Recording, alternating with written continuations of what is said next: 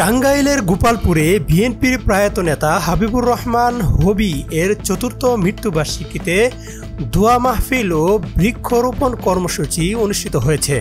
সংবাদ পাঠিয়েছেন রুবেল রানা। টাঙ্গাইল জেলার গোপালপুর উপজেলার ৩ নং ঝাওয়াইল ইউনিয়নে বিএনপির প্রয়াত সফল সভাপতি মরহুম হাবিবুর রহমান হবি এর চতুর্থ মৃত্যুবার্ষিকী উপলক্ষে আয়োজন করা হয় দোয়া মাহফিল এবং পরিবেশ সচেতনতামূলক বৃক্ষরোপণ কর্মসূচি ২০২৫। এই অনুষ্ঠান আয়োজন করেন agriculturist association of Bangladesh Tangail জেলা শাখা। অনুষ্ঠানে প্রধান অতিথি হিসাবে উপস্থিত ছিলেন বিএনপির কেন্দ্রীয় ভাইস চেয়ারম্যান ও সাবেক প্রতিমন্ত্রী অ্যাডভোকেট আব্দুল সালাম পিন্টু। বিশেষ অতিথি হিসেবে ছিলেন কেন্দ্রীয় বিএনপি নেতা খন্দকার জাহাঙ্গীর আলম।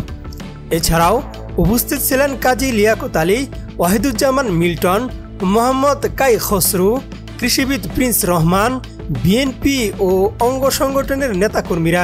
প্রধান অতিথি বক্তব্যে সালাম পিন্টু বলেন, শহীদ জিয়াউর রহমানই শেখ হাসিনাকে দেশে ফিরিয়ে রাজনীতি করার সুযোগ করে দেন। জামায়াতের নেতারাও তার সময়ে রাজনৈতিক মঞ্চে ফিরে আসেন। সেই তিনি সংবিধানে বিসমিল্লাহির রহমানির রহিম সংযুক্ত করেন।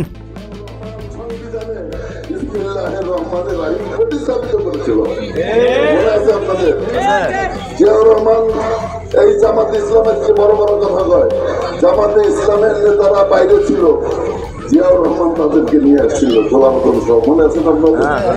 শেখ হাসিনা কোথায় ছিল? বাইরে ছিল, তাদেরকেও নিয়ে এসেছিল।